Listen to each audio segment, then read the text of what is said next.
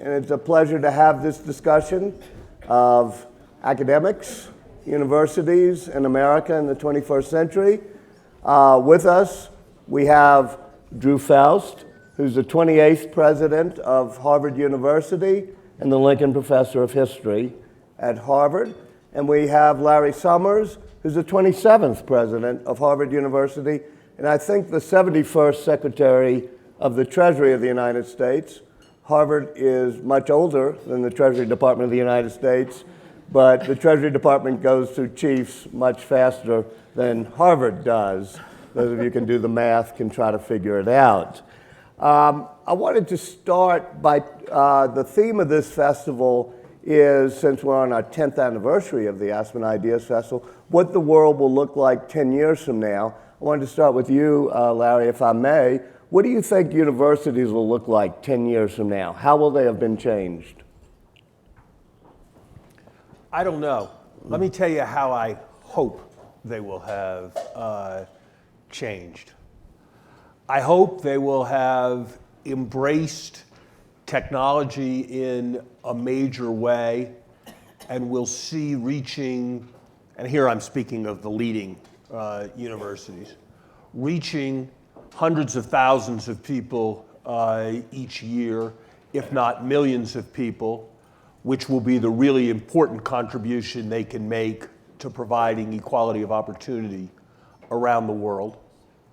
I hope they will have redefined their modes of governance to be much less governed by tradition, much more youthful in the set of people who teach within them, much less concerned with security and prerogative, and much more prepared to innovate and, when necessary, to fail fast. I hope the leading universities will have recognized that the other side of the inequality phenomenon that we are dealing with is that the Forbes 400 sits with $2 trillion, that many within it aspire to have the kind of impact on the world going forward that the Rockefellers or the Carnegies did, and the universities will have presented bold visions for curing and conquering disease, for promoting international understanding, for transforming the elementary and secondary educations on which they depend, and that they will be able to present themselves as credible, dynamic, entrepreneurial stewards of those fortunes as they try to make an enormous difference. Mm-hmm. And I hope that they will have rededicated themselves to making a difference in the lives of individual students.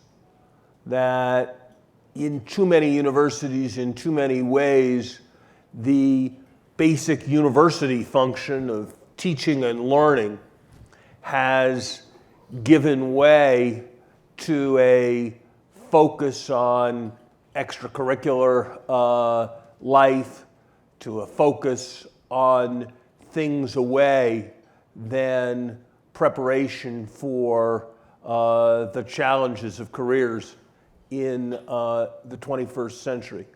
So I hope that that the next decade will have been a period of more change in higher education and elite higher education than the last third of a century or half a century was. But whether or not that will happen, frankly, I'm not entirely sure. Drew? You want me to answer the same question? Yes, sure. 2024. Well, much of what Larry says I entirely embrace, and I think a lot of it is happening right now. We have an initiative, HarvardX, edX. Actually, Larry is quite involved in it through his own engagement and Lisa New's engagement, in which we have jumped into the online learning world, not knowing exactly where it's going, but feeling that we need to be a part of this and to shape it as it unfolds. We've had more than 1 million individuals around the world take our Harvard X courses over the last couple of years. And some of these experiences are so moving in the impact that they've had on individuals who simply would not have had access to that kind of knowledge. One of my favorite of these examples is a public health course in biostatistics and epidemiology offered by our School of Public Health. And the first iteration of this, you can tell it's not, you need a little bit of background in order to jump right into this, but the tremendous hunger for knowledge about global health around the world led to the embrace of this course worldwide. But I was particularly moved, having just traveled in India the semester before the course came out, and having met so many people in the public health field or in government in India who said, can't we do more with your School of Public Health? Which we are, in fact, doing face-to-face. But 8,000 people in India took that course the first time it was offered. So if you consider, small towns in India, little villages where people are looking for public health knowledge, a hospital, the entire staff took it together. You think about what this can mean, and it's quite extraordinary. Another aspect of how we think about the technology is, in fact, how we are going to transform teaching in our universities. And I believe that is a critical aspect of what we'll see change in the next 10 years. There is a contagion at Harvard about teaching, and we have a university-wide initiative on learning and teaching that has excited faculty in a way that I have not seen in my now almost 40 years in higher education.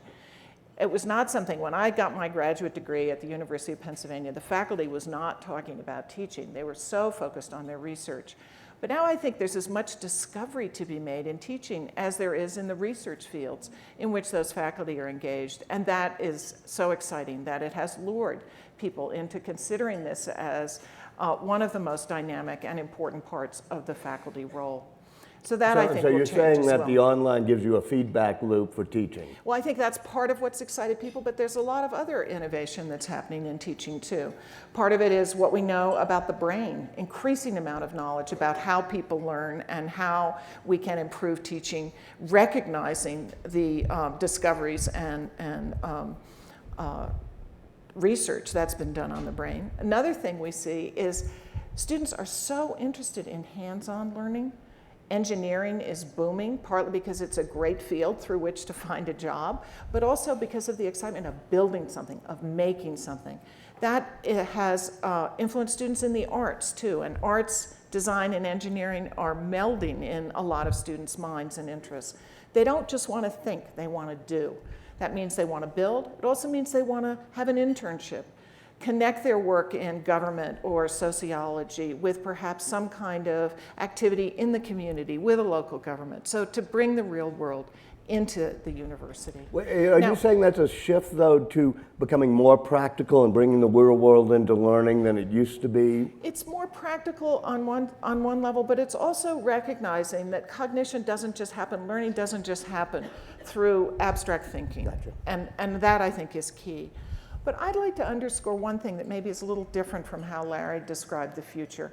And he put a big emphasis on innovation and jobs, and all of that is, of course, critically important, and we must do that.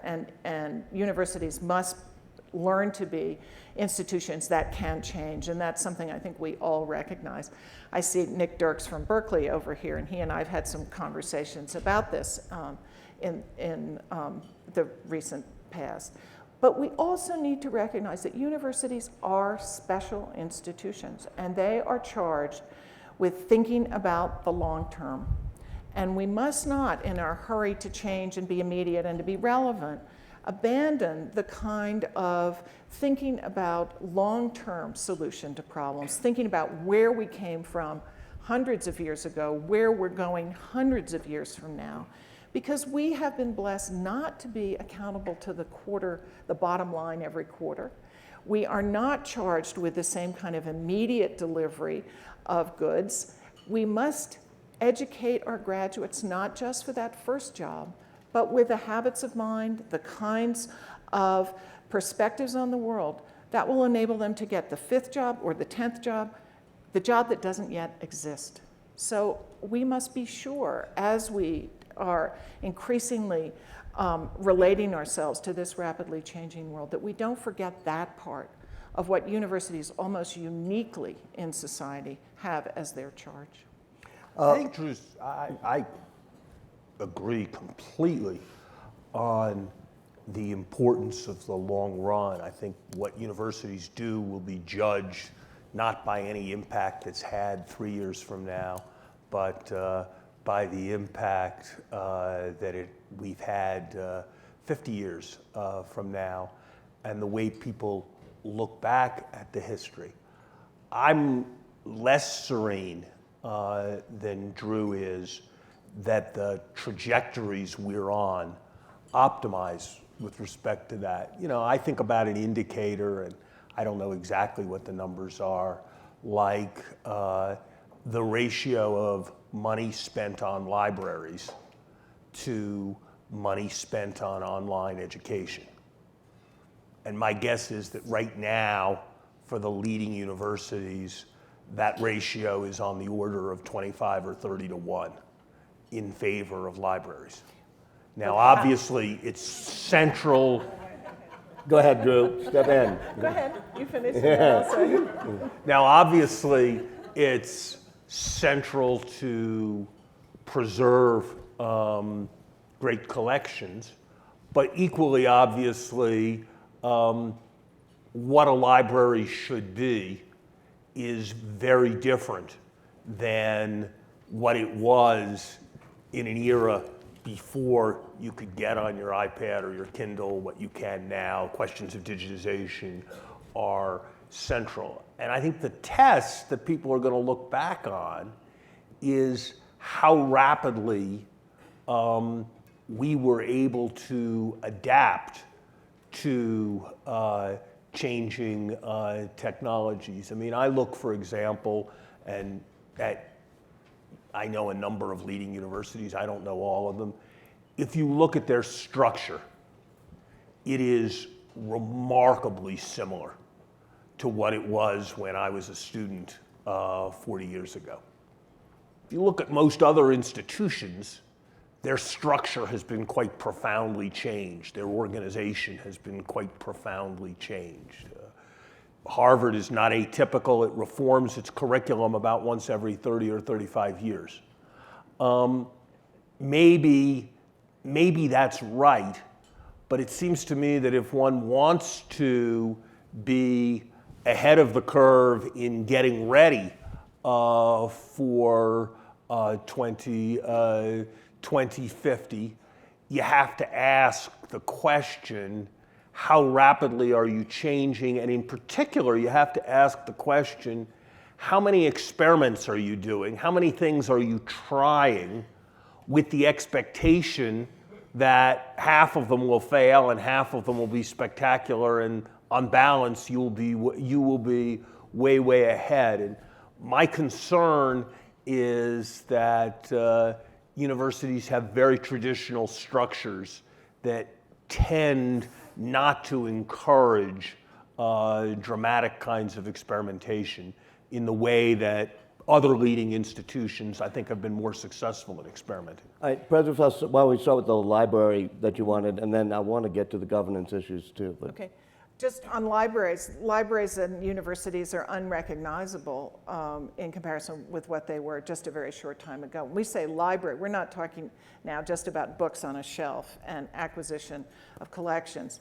We define access to information as the foundation of what a library should be. So our librarians are the pioneers, really, of the digital future and are the guides for our faculty and students on how to get access to the kinds of information that are available in digitalized databases, in a whole series of transformed materials that are the foundation of libraries. So I think libraries is actually an example of something that has changed significantly and that will continue to change in order to bring universities and the possibilities for research and teaching into new places. And libraries are also very closely related to teaching innovation because, again, many librarians who are familiar with the digital world and live in that world are helping faculty to figure out how to teach in different ways and how to use the materials that wouldn't have been available a short time ago. So I think libraries are actually an example of something that has a different definition almost than what I would have thought of as a library when I was in college. Right, but President Summers brings up something that's larger, which is the governance of a university looks the way it did 400 years ago in certain ways, which is tenured professors that pretty much have control of their departments, no mandatory retirement now. It makes it harder to change. Is there a way to change the governance structure of a university? Well, And to create one Harvard like you're trying to do? sure. I mean, you two both know, and many of you in the audience may know, Harvard did change its governance structure for the first time since 1650, 4 years ago, in terms of just the governing board. So that aspect is one dimension of change. I think Larry would probably say that's pretty minor, considering what he would like to do, which is, I think, change the whole notion of faculty governance. Universities rely In the grand scheme of things, 6 more members of the corporation, I mean, it's an important and positive change, but it probably be something that people be unlikely to look But back let's get to on faculty as governance. transformative. Faculty governance is rooted in the notion that these fields and disciplines are best understood by faculty. And there are many institutions right now where there's considerable friction going on about exactly what is the extent of faculty governance. To what extent do faculty have prerogatives beyond deciding who's a better history professor than someone else? Do they have the right to comment on budgets? Do they have the right to decide, is a university going to expand into a certain part of New York City? So we're seeing a lot of friction. In certain institutions, it's been called institution name, I won't mention, Spring. You know, it's sort of, is there an uprising on faculty, on the part of faculty? So I think we're going to see over the next 10 years, as long as we're predicting 10 years, a lot of negotiating, maybe some confrontations, some debates about exactly where decision making should rest in universities, and the extent to which the kind of specialization of certain areas of university life require a level of expertise that faculty may not have. I think there are budgeting issues and complexity of how you allocate resources, aspects of development, of property, real estate, that I would think, I mean, as a faculty member, I would rather do my work, you know, do Southern history and Civil War history than spend my time getting to know all the details of budgeting. But how does that play out as we see the increasing complexity of universities and how to divide those roles? We also see across the country an increasing number of non-tenured instructional faculty and other Will we see staff. that at Harvard and Ivy's and Stanford too? It's happening already. I mean, you have lab directors who aren't tenured. You have lines for young faculty. One of the difficulties right now facing young PhDs is getting a job. And so many institutions have created these non-tenure line jobs to partly just to give those young students, I mean, young professors a chance to get into the regular stream of a faculty career. Those are untenured people. So as we see an increasing proportion of the instructional staff not tenured, I think that's going to ask questions about, is it just this small elite of the tenured faculty who have the say in academic matters? Do faculty have the say beyond academic matters? How do we sort all of this out? Yeah, so I I think even it's very noticed much in that when there flux. was an online, the issue of edX, there was a dispute over whether it's just tenured faculty that got to decide the instruction. And let me elevate it back, if I may, to online and the disruptive nature of that. I think you both read both the Jill Lepore, Clayton Christensen debate over how disruptive is disruptiveness. How should I be surprised at how disruptive online and edX have been, or should I be surprised at how non-disruptive it's been? Because not as much has happened other than Larry and Lisa and others going online as I would have expected 10 years ago. Larry, you want to start? Let me say I read the colloquy in both directions on the disruption theory. And I guess I'd have to say that while there are plenty of questions around the disruption theory, it seemed to me that Clay got substantially the better of that dialogue. I think the evidence is at the edge of overwhelming that a large part of major change comes from non-incumbents and comes from not traditional organizations, because traditional organizations have a very hard time doing something new that they're bad at rather than something old that they're good at. The classic example is Kodak digital film. And I think Jill Lepore didn't really fully recognize in her critique the statistical aspect of social science theories, and that to observe that some companies have continued to remain strong for a long time doesn't really challenge what was the core of the disruption thing. And I think it's going to be a crucial issue for higher education as it confronts technology, which is, will the leaders in this 25 years from now be Harvard and Yale, or will they be the likes of Coursera and Udacity? And I would bet that a large part of it will come from the private sector, precisely because leading universities will feel a set of pressures, and you see it in the discussions on every campus about it, not to elevate too many people as superstars, different from ordinary faculty in their teaching, to give everybody an equal chance, to make the mission of online education be centrally related to the mission of on-the-campus education, rather than optimizing it purely to reach hundreds of thousands of people, to assure, to be very protective of existing areas of excellence.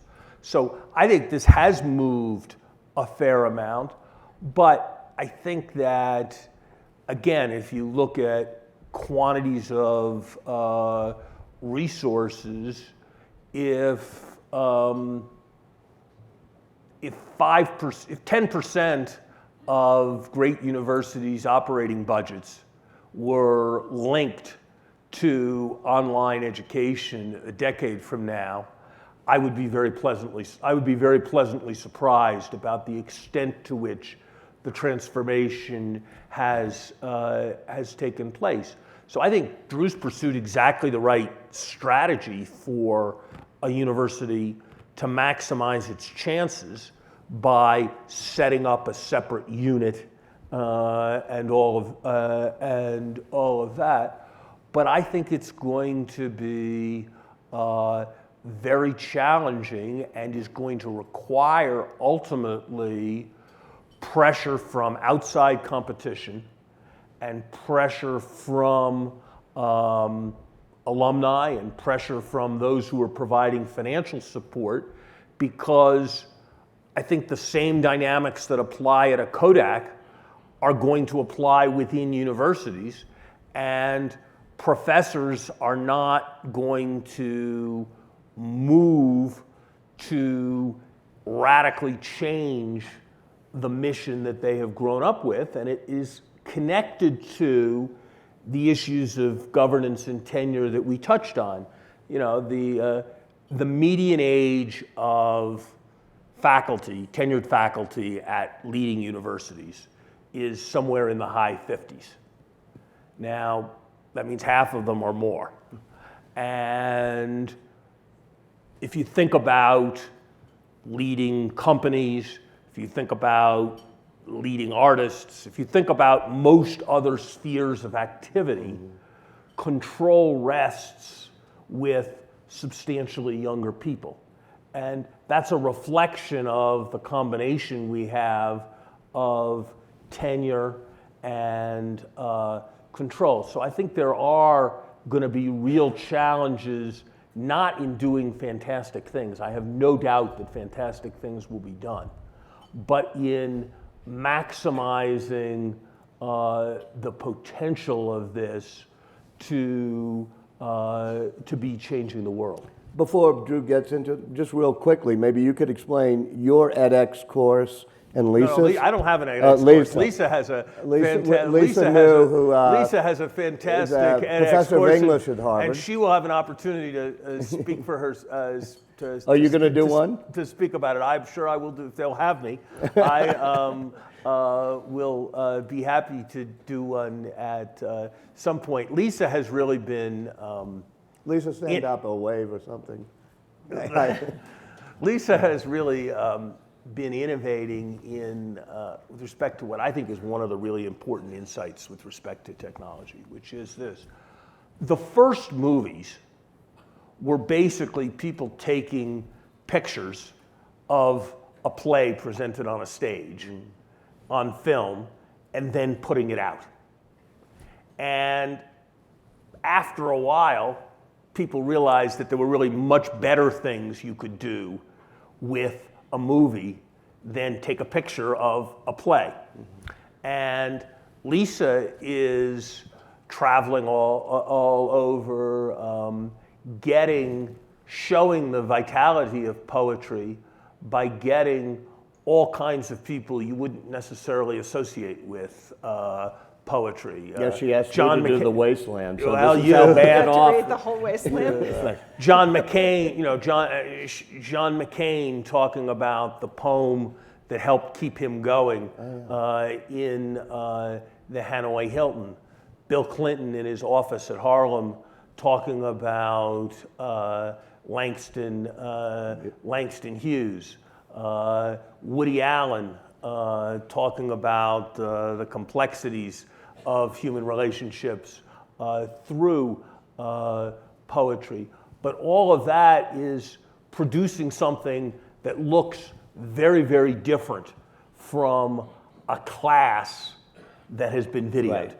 And I think that that's going to require doing that for Lisa and doing that for a large number of hugely innovative people who could do things is going to require really substantial resource commitments. And my hope is that the higher education community broadly is able to mobilize those kinds of resource commitments. Why don't you explain what edX is doing and how that fits in? So edX, which is a platform we share with MIT, HarvardX is the courses that we produce at Harvard that are made available broadly. We're doing a lot of experimentation and moving away from the old notion of just filming people standing at a podium and having that be available. A lot of this is interactive. There's a lot of technology that's been developed to enable people to weigh in and be active participants, not simply to listen. I had the privilege of being part of Lisa's experiment in a conversation with students about Civil War poetry. And we had some manuscripts from the Harvard libraries before us as we did it. And it was fun because we didn't know what was going to happen. It happened in real time. And that kind of action, one of the things we know about learning now is that students learn better when they're active. So how do you make students active even in a digital setting? And that kind of tech, it requires technology. Was just here and talking about that wonderful feedback loop you get when you can make it interactive. And so there's a lot of experimentation with this and failures. We had a course taught by a professor in the law school on intellectual property. And he taught it in several different formats simultaneously. He had a group of students in Jamaica sitting in a classroom together taking it. He had he had students taking it live in Cambridge. He had it streamed around the world with students in Cambridge acting as discussion leaders. And then at the end, he assessed, said what worked, what didn't, and then gave it again differently the next time. So there is a learning curve as we move through the different years of this. On the innovation front and digital learning, one of the things that I don't know the answer to is, but I'm convinced of, that there is a substantial desire by humans to learn together, to have face-to-face interaction. Look at us. Why are we here? We're not here because we believe that we could have all sat home and had the same experience online. And so as people have this hunger to be together, how does that interact with the digital opportunities that are now available to us? Does it mean that we're going to have groups of people like this one here all around the world taking these courses together, perhaps with a live instructor supplementing what's going on the screen?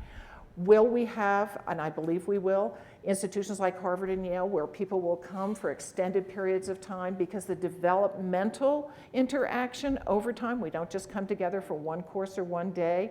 We are part of a community of learning where we come upon one another in surprising manners, bumping into each other in the hall and learning things that we never set out explicitly to learn. So I believe there is a future for face-to-face education, for residential education. We're investing heavily in that at Harvard, but we want to understand how these digital opportunities can enhance that. Now, one of my deepest worries about the future of digital education is that we'll have a two-tier system where some lucky people will get to go and be in residence at Harvard or Yale or Berkeley or wherever they might be, Tsinghua, and then there'll be others for whom the public voice will say, well, it's good enough, they can just do it online, and we don't even need to try anymore to try to make the extraordinary experience of a university education available. I think that would be a tragedy. Certainly it's better to have some kind of information available and to have these courses out there for people who otherwise aren't going to have access to them. But we can't use that as an excuse to give up on what I think is a transformative experience of being gathered together in a community where we learn from one another, we surprise one another, we bump into one another, and we are different people as a result. So how does it transform the notion of what we do place-based? And I mean, would a Tulane university maybe give up an Italian Renaissance faculty where it's not going to be specialized, but focus on its place-based activities? I think that is something we have to all decide and to figure out, can we share things because of this? Are there things that we will do with more intensity? Are you sharing things with MIT more because of this? I know Larry started the Broad and others, and you're now bringing it together. We have a lot of collaborations with MIT. We have other scientific collaborations. We collaborate around things like library acquisitions. Our students can take one another's courses. There's a But do you lot think edX will help you be more collaborative with MIT? Certainly. I mean, as we look at the courses we offer, we think about what they're doing, and then we don't duplicate that and try to have a menu altogether that makes sense. You know, go ahead. Can I put it this way in terms of sort of how transformational you want to be? I made an estimate, I don't know if it's exactly right, but it's close. 35,000, at least 35,000 times every autumn, somebody stands in front of a blackboard and explains to some number of pupils sitting in front of her or him that the derivative of sine x is cosine x, and explains the basics of introductory calculus. 35,000 times. Somebody reaching over 1 million people, sitting in the back, sitting in a classroom, watching somebody stand in front of a blackboard or a whiteboard teaching that. Now, it surely must be the case that if that happened 400 times, and the best 400 expositors provided the exposition, that it would happen with substantially more clarity and with substantially more effective communication. And if that's going to happen, and what's true in calculus is true in a large number of fields, it's just not right that Hamlet is exposited 15 or 25,000 times in high schools and in colleges. And so just as 100 years ago, every professor wrote out their own notes for their students, and then we realized that probably some people could write the best textbooks, and those textbooks came to be used, and the role of what a professor did who hadn't written a textbook was changed fundamentally. Something of that kind has to happen in higher education. That doesn't mean there aren't roles for a large number of people, but those are going to be very different roles. Those are going to be roles that are involved less with presentation and more with discussion. And that is going to change the nature of the activity. It probably isn't a good idea for 35,000 people each to give their own take on calculus.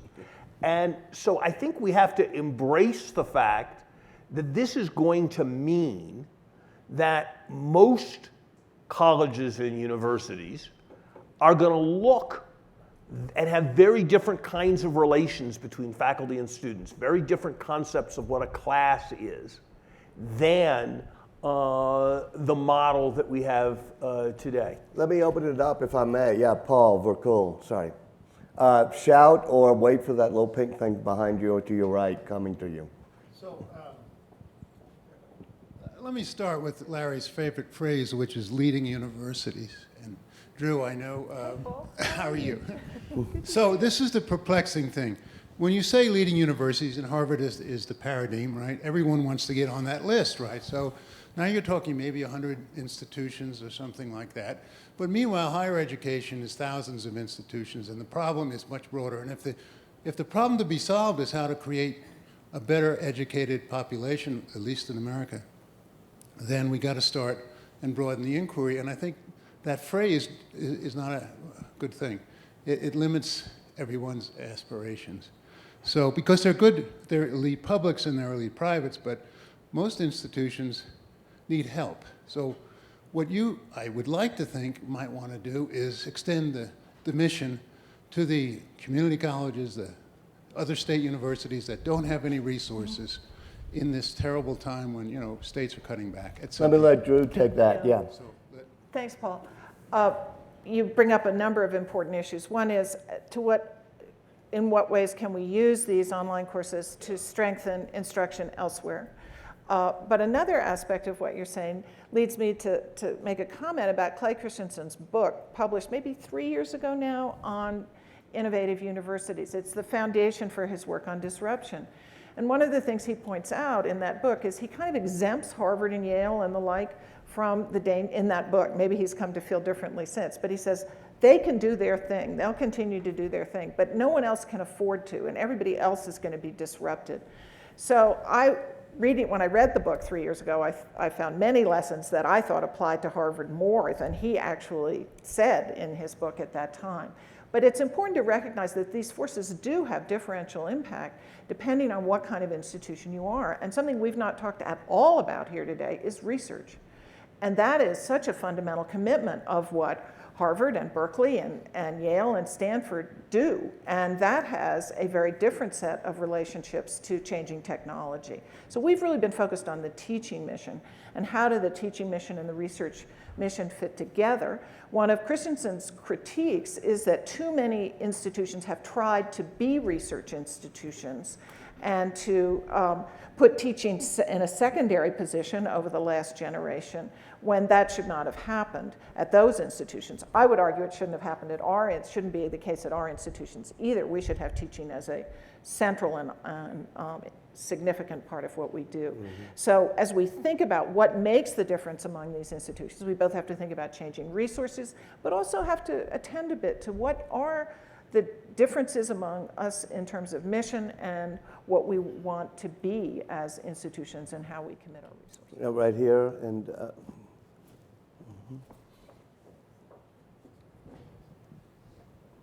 I realize that the whole idea of online education versus traditional education is an evolving thing.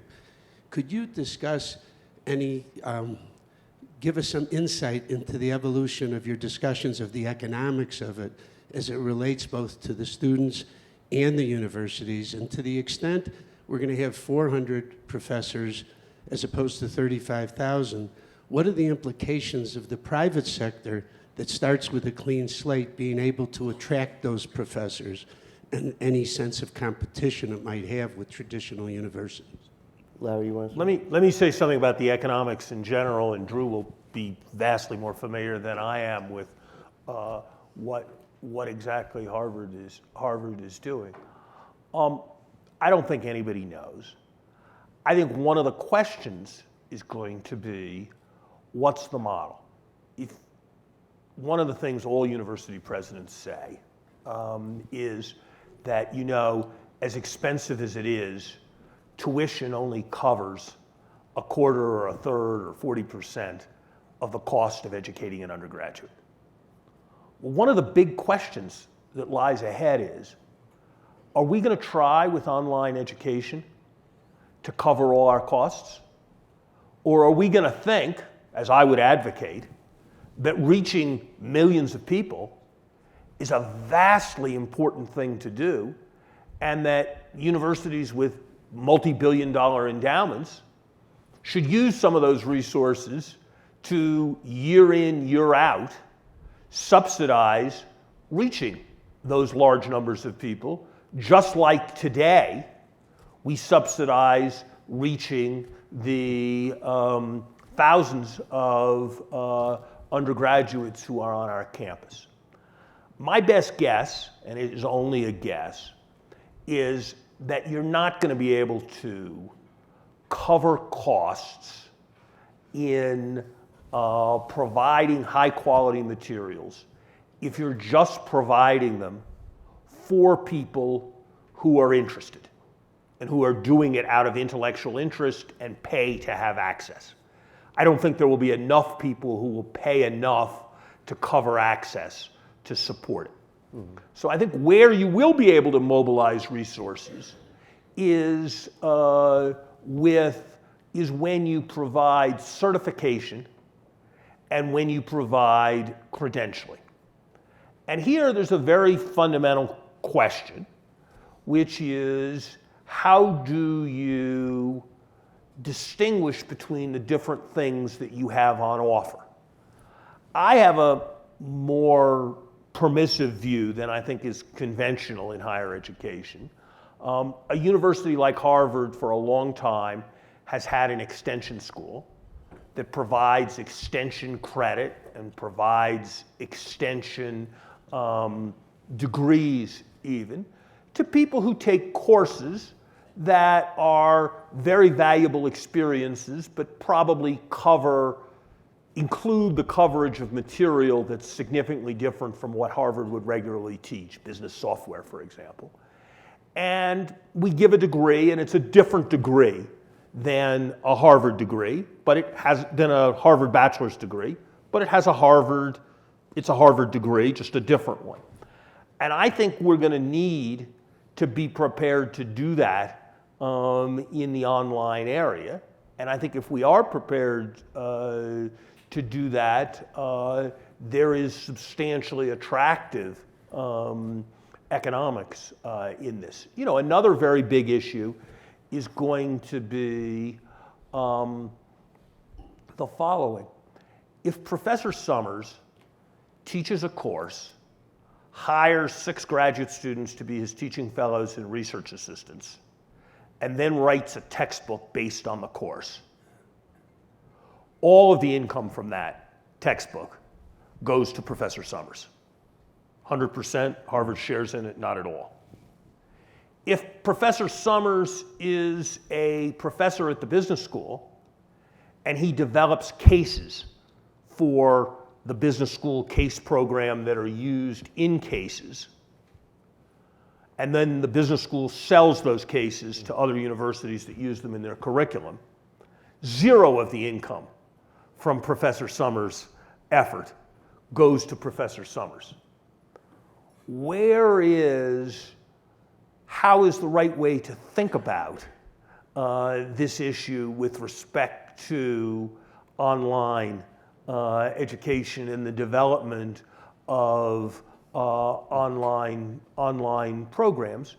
It's not obvious at all what the right kinds of answers are. Let me let Drew. Well, Larry has underscored here some of the most significant unanswered questions about online learning. One is, it can lead to individuals being able to institutionalize themselves apart from the institutions with which they are affiliated. And how does that play out? And what do they own of their property, intellectual property? Can they just go off and make courses themselves and sell them and for enormous amounts of money? So what is the relationship between the faculty member and the institution in this changed world? Second thing is, should these courses cost something? Should they be free? There's a substantial proportion of faculty who believe that it is our obligation to keep the internet free and open and provide these courses forever for nothing.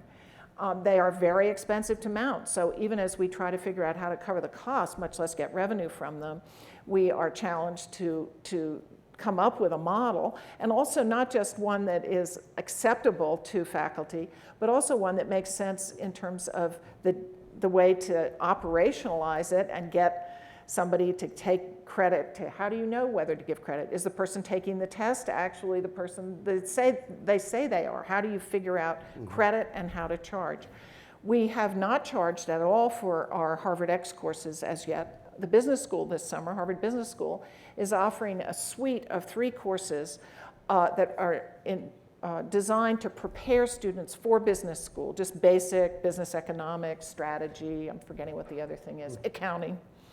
And they are charging for this. They're doing a pilot of this, and they have a very interactive model and so forth. So that's a test, and we'll see how that works. So we're experimenting on how to make it available, how to possibly give credit. We are giving credit for some of our courses through the extension school right now. Is that a model for us? Who owns these courses? Do they belong to the university? Do they belong to the faculty who develop them? All of this is up for grabs, and so we're just trying to figure out how to adjust in a world that is changing so fast, and in which the rules and the swim lanes aren't clear. Last question right here. The issue about the rules, when you apply to Harvard College or any other institution like any college, are you going to be applying online in the same way? Will that degree have the same credibility as going to Harvard College than doing it online? And like you said, how do you know that student is really taking that class? All right, let me let Drew So do the that because we're intellectual running out of integrity time. and the value of that degree and getting into Harvard just in general would never be the same as doing it online. We already have that distinction because the extension school, you can take any course without being admitted. I'm not talking and then about you can extension. get No. a bachelor's, Harvard bachelor's in extension studies. Ah.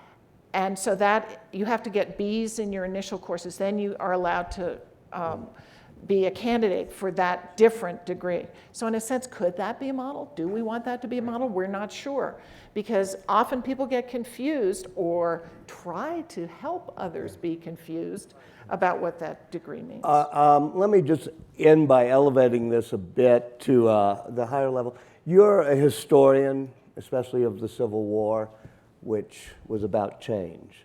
And I think I've heard you say, and I know I've read you say that history is really the study of change, why it happens, and why people resist it. How does that apply to what you've just been saying? Absolutely.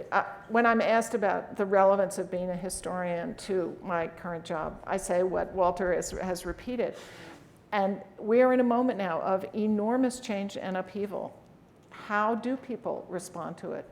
They don't respond to it by being threatened. They have to see something in it for themselves. They have to understand a path from there to here to there.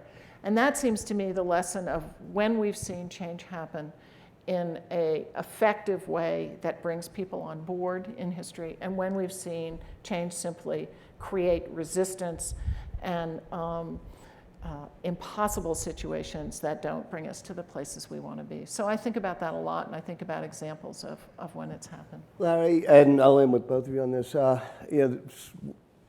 We try to have some thought of leadership here, how it works, and it works in many different ways. You worked with President Faust when she ran the Radcliffe Institute, and vice versa. What have you learned from her leadership, and what has she maybe has learned from yours?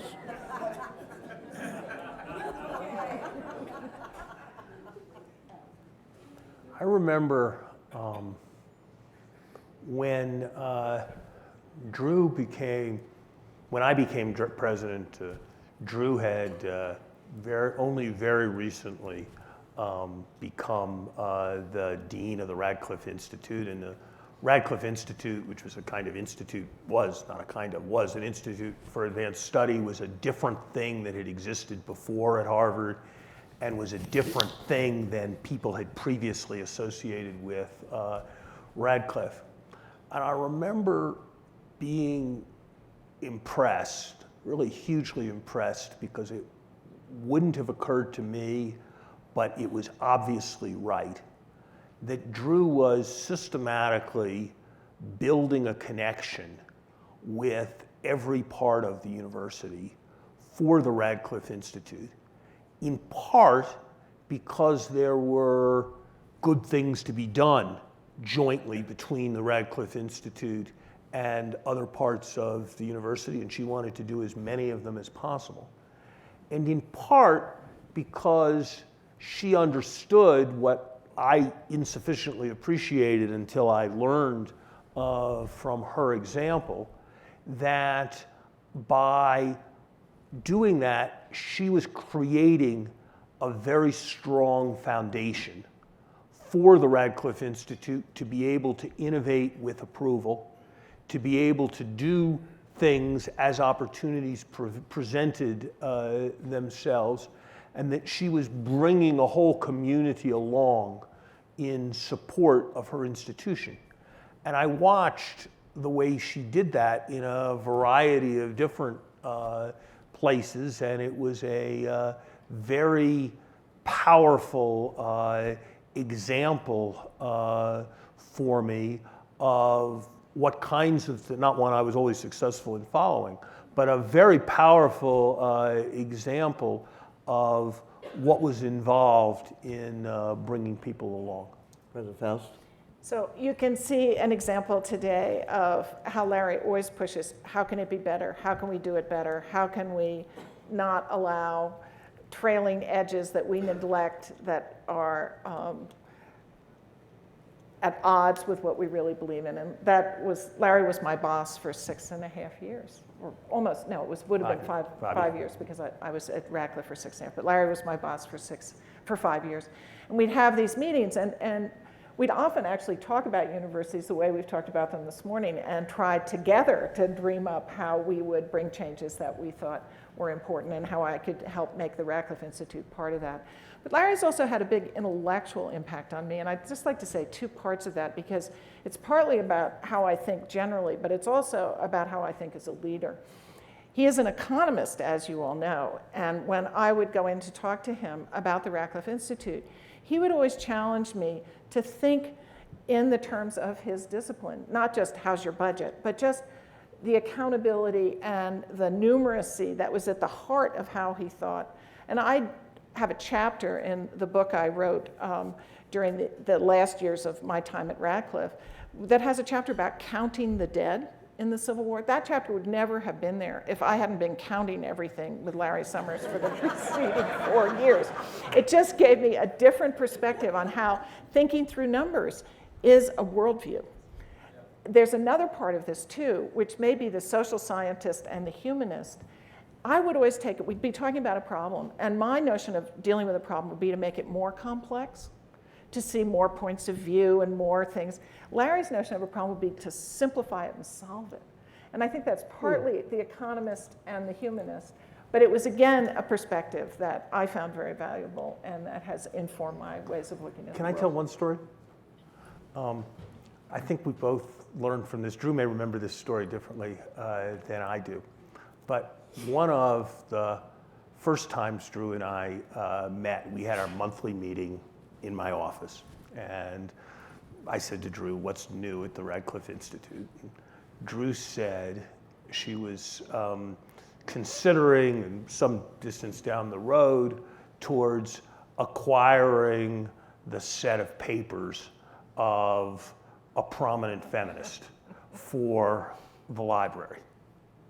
And I asked how much would they cost, and Drew told me the answer. It was several $100,000.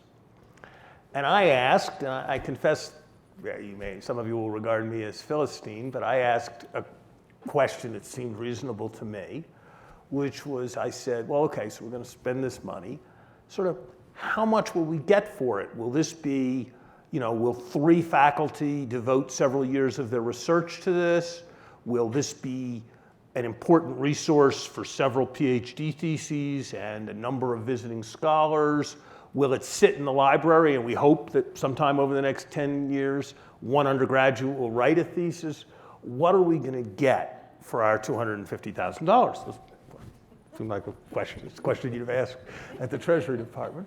And I think it's probably fair to say that Drew looked at me like I was some kind of Philistine lunatic for asking this question and sort of explained to me the general virtue of archives and all of that. And I would say by the end of that conversation and a couple, I think it's probably fair to say that I had a more Catholic and broad perspective on what kinds of things a university should do and how you should think about the accumulation of resources. And I think Drew may have been a little more inclined to think in terms of you can't do everything and you have so much money to spend and you have to think about priorities and how you compare things. And at least for me, it was a very, very educational